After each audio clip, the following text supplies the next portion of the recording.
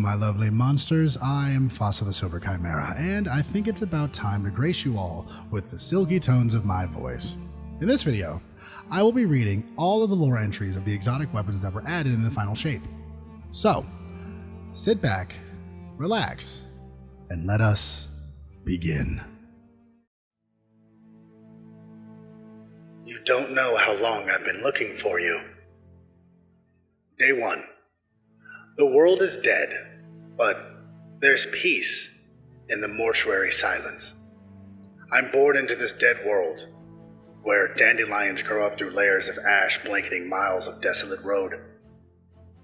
Day 637. There is a stretch of land, a canyon through which water once flowed. A canal cut into the earth, bristling with derelict ships and countless dead. Flowers bloom in many desecrated carcasses. Each component of the world's decomposition has a purpose. Water flows, cities decay, flowers bloom. Yet, still I search for mine. Day 1857. Oceans are vast, lonely expanses. Though life flourishes in the depths, it's not life that I'm looking for. I thrive on death. Search for death. Perhaps my purpose lies below the water, but it's dark and lonely. And I don't want to look there yet. Not when there's so much more horizon. Day 6231. I was careless, and someone shot me from all the way across a field. The bullet only chipped my shell, but it spun me around and left me shaken. I do not know who they were or even why I was targeted. I played dead. No one came for me. I laid in the tall grass for 9 days. It rained on the 5th. I acquainted myself with ants. They are survivors. Day 36,725. This world is dead, but life is threatening a return. I do not know when I'll ever fulfill my purpose, but I know what I am. I am a ghost, hunting the grave of humanity. A ghost with a calling.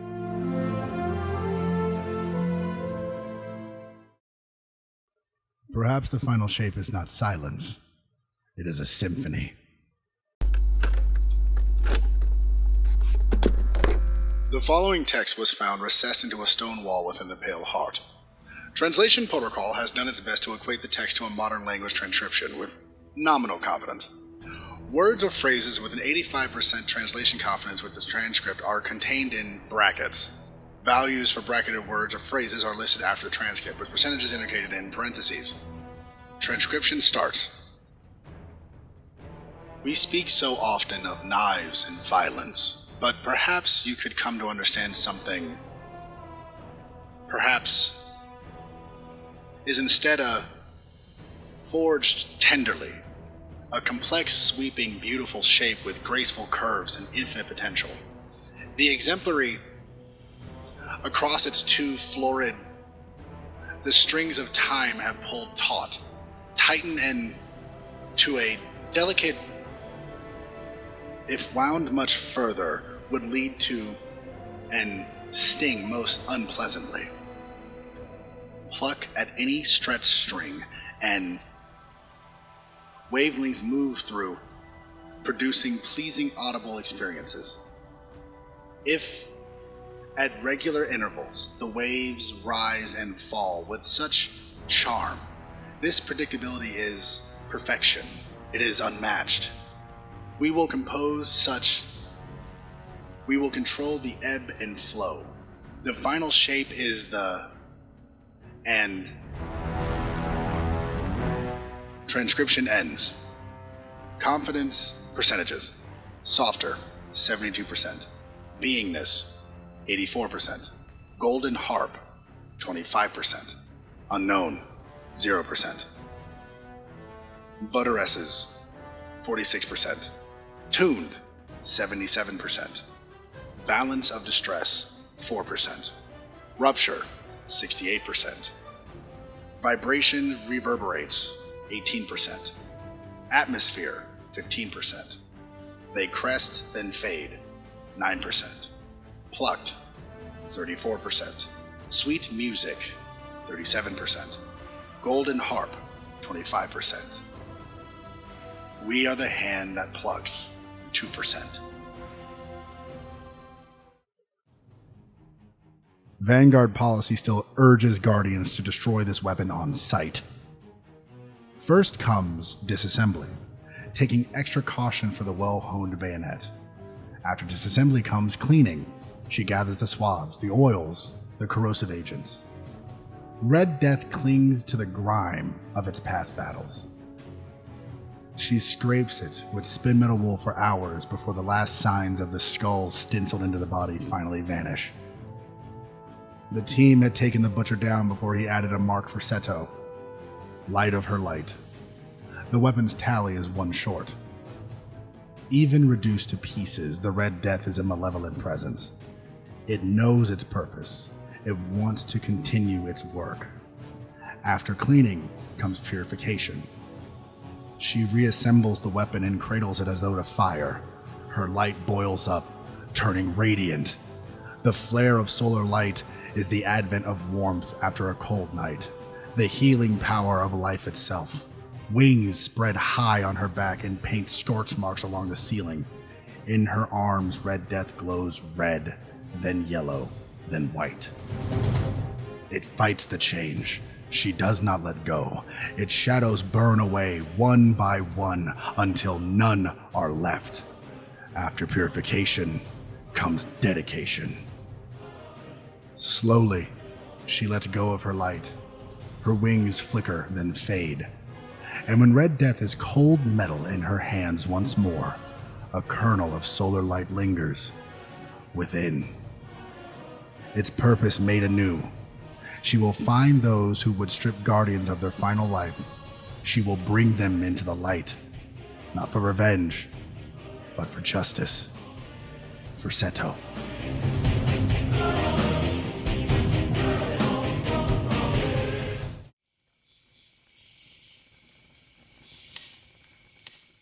There are too many ways to kill someone who needs killing. Cade 6 spends the first night of his rebirth staring at the man who murdered him. The prince he once knew as Aldrin lies with his back to Cade, head on his arms, cushioned by soft grass, under a sky without stars. Granite boulders are scattered like vast marbles, nestled among the tall prairie grass, a safe, silent valley born in the moment of their arrival. Time had grown oily without the familiar cycles of Earth, and after hours of half conversations and stunted questions, the other man had excused himself to rest. Aldrin sleeps soundly, vulnerable. Cade 6 leans back against a boulder, arms crossed in the half shadow of the fire between them. An impulse curls through him, dark and wild. It would only take a moment. He could put a shot straight through the ghost's shell, then improvise a garrote with a handful of prairie grass and strangle the man while looking him dead in the eye. Or crush the ghost with his hands to stand tall and powerful over the sleeping figure and relive his own death from his killer's perspective. Better yet, he could capture the ghost, set the man free, and hunt him in furious pursuit. Cade flinches and looks to see his murderer's ghost hovering in place, watching him, illuminated by the flickering coals of a dying fire. A motionless, protective stance. Cade narrows his eyes, his hand slowly moves to his gun. Ghost and Exo stare through one another. The man beneath the ghost stirs but does not wake. Then, in a fluid motion, the ghost glides past his guardian's cheek, silently approaching Cade. It draws close. "I'm sorry about Sundance," whispers the ghost. Cade stills at her name, his hand and his gaze drop to the ground, pinned there by a heavy shame. "Thanks," is all Cade can muster. He looks at the sleeping man nestled on the grass of the inside of a god and sees nothing of Aldrin. Crow, Cade reminds himself. That's Crow.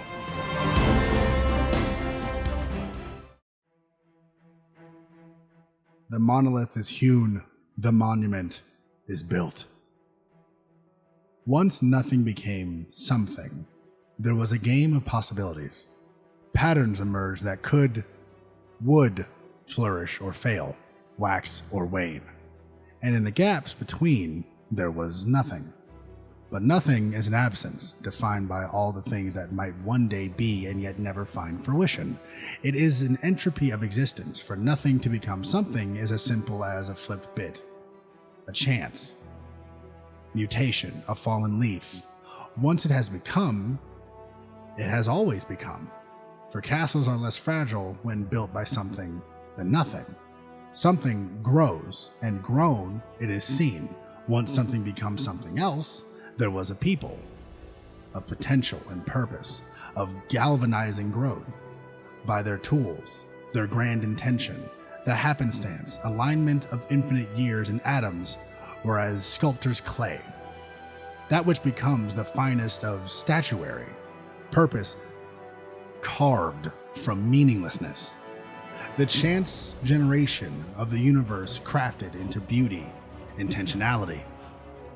That which served no reason ceased. Randomness allayed by the sculptor's art. Something changes, and changed it continues. Once something will become nothing. There are beings who plant their intentions and say, so far, no further. The bulwarks and the bastions, the stubborn flowers that will defy even stone. In these hands, possibility is a single-minded tool. Resolution, pursuit, obliteration. What potential lies in empty space? All that dies is only ever transformed, obsessed and swallowed by wilderness, return to infinite metamorphosis, to excise from that rich loam of transformation requires no less than perfect certainty. Here is the secret. A plowshare and a sword have never truly differed.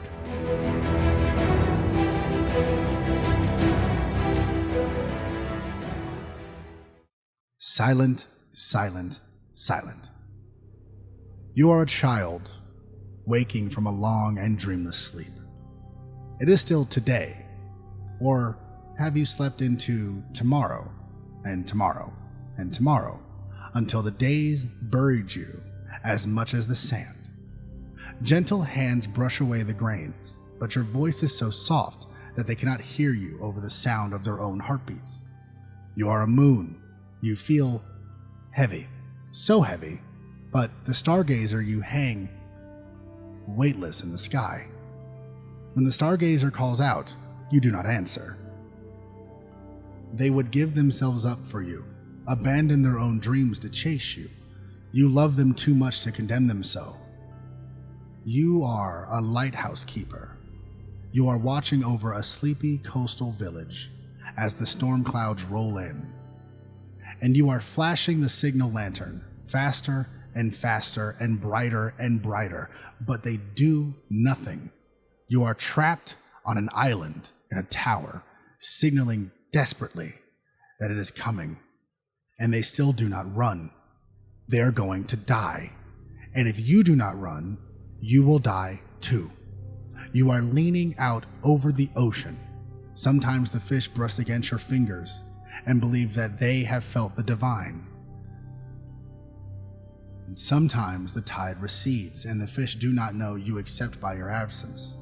And today you strive with all your might to reach the water, because it is here, the great dark shadow of the shark, parting the water like a knife. And you cannot warn them, but you must try. You cannot bear to lose even one more. You are carrying a tower of books. If you recited one title each second, you would not finish before the heat death of the universe. Every year, every day, every minute, its hands add more to the pile.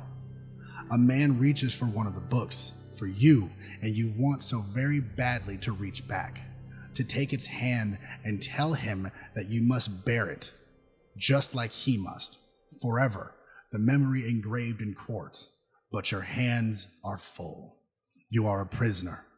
The cage is so small that you can barely breathe. He screams at you to share your gift. You would not give it to anyone who thought of it so. It is a burden, a terrible weight that you have already asked too many to bear, to be crushed by.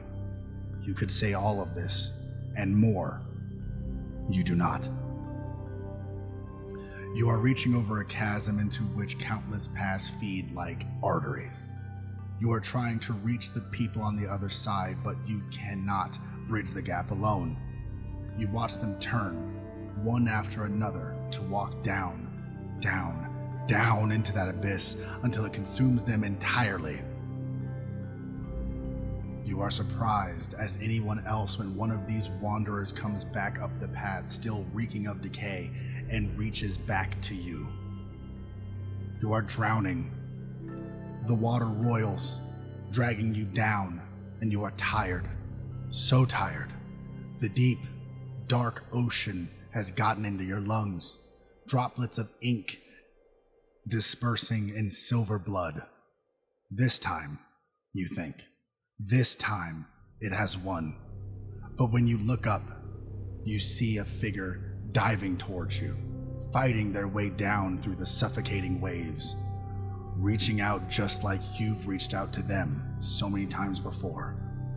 You have so little strength left, but you do have it. The last gasp of air in your chest, you reach back, and in your hands, a sword.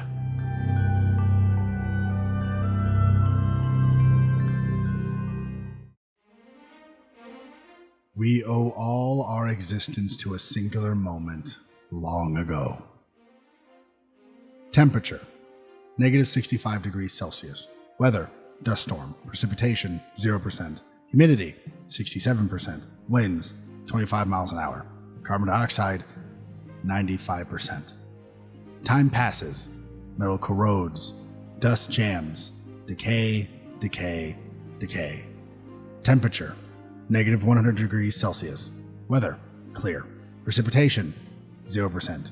Humidity, 108%. Wind, 30 miles an hour. Carbon dioxide, 94%. To alter the nature of an entire world is no small thing. Mortal hands struggle to effect it. Cyanobacteria, the little toilers of the deep seas, take millions of years of the sun's light to make the simplest and most necessary of changes. Oxidation. Temperature, -54 degrees Celsius. Weather, fog. Precipitation, 0%. Humidity, 98%. Winds, 0 miles an hour. Carbon dioxide, 95%. But there is a tipping point, a great explosion. Once achieved, there is a moment of balance. The rest flows freely and easily, faster and faster, as that which is built mounts and mounts and mounts. Atmosphere condenses, heat no longer escapes, rain falls, and bacteria born in a single lightning strike become multi-celled organisms, and on and on and on. Green and bright and growing, growing, growing. Temperature, -10 degrees Celsius. Weather, cloudy. Precipitation, 26%. Humidity, 67%. Wind, 7 miles an hour. Carbon dioxide, 50% and dropping rapidly. This is what it is for. This is the purpose. That moment of transformation and creation, of opening what was closed, of the first rain falling on untouched dirt. In that split second, there is potential. There is the beginning of every life that will ever call this place home. From the singularity of the tipping point, a magnitude of future spiraling forward forever, forever, forever. Temperature, 17 degrees Celsius. Weather, rainy. Precipitation, 86%. Humidity, 78%. Wind, 14 miles an hour. Atmosphere, 20% oxygen, 80% nitrogen, trace amounts of other elements. What a privilege to witness you, at the time and at the place, as you turn your shielded faces up, to the falling rain.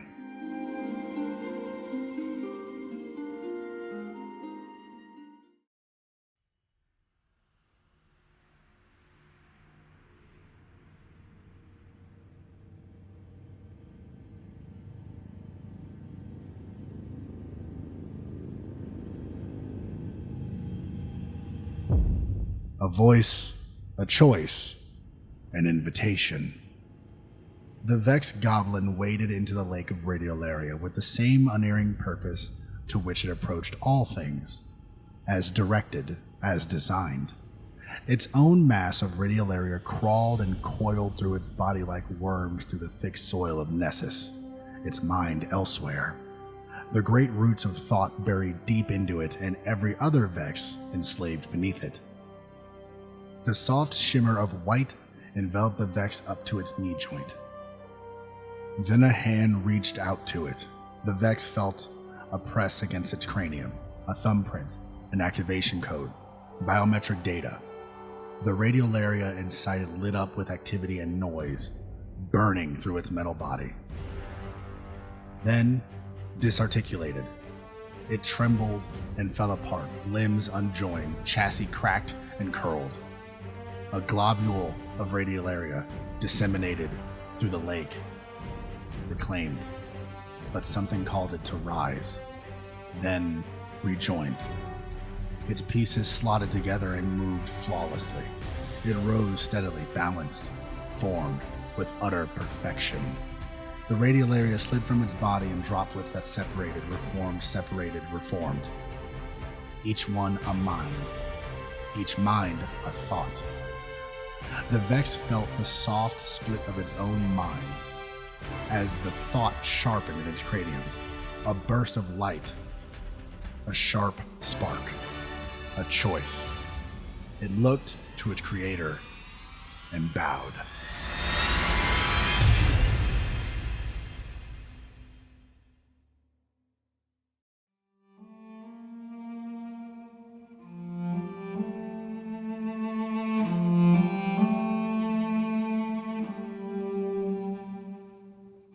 I hope you enjoyed this installment of Lore Reading. I certainly enjoy reading it to you all. As always, please talk to me in the comment section down below. Talk to me about your favorite lore entry or what lore you want me to do in the future. And if you don't know what to say, how about what's your favorite exotic weapon, either from the final shape or just Destiny as a whole? If you want to hear more of my silky tones, I have a lore playlist right here. And if you want to try out some of my builds for Destiny, I have a playlist right here. So make sure to check those out. If you could do me a favor and pants the subscribe button, then point and laugh, that would be awesome. Thank you. I'm Fasa the Silver Chimera, and I will see all of you beautiful monsters next time.